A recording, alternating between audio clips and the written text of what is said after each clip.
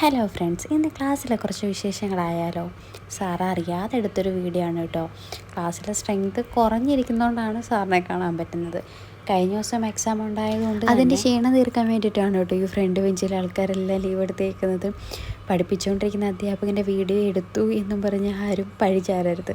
Sir interval തന്ന ടൈമിൽ കോൺസ്റ്റിറ്റ്യൂഷൻ്റെ front class ഒട്ടിച്ച് വെച്ചിട്ടുണ്ടെങ്കിലും ആരും തന്നെ വായിക്കാത്തതുകൊണ്ട് സാറ് വായിച്ച് ഏൽപ്പിച്ചപ്പോൾ ഞാൻ ജസ്റ്റ് എടുത്ത വീഡിയോ ആണ് കേട്ടോ.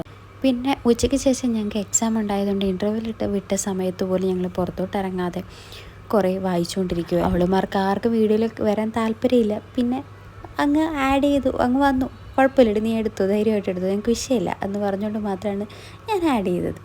വീഡിയോ എടുക്കുന്നവരും ഇഷ്ടമുള്ളവരും ഇഷ്ടമില്ലാത്തവരുണ്ട്. പക്ഷേ നമ്മളോട് അവരോട് പെർമിഷൻ ചോദിച്ചിട്ടല്ലേ അവരുടെ ഫീസൊക്കെ നമുക്ക് ആഡ് ചെയ്യാവും.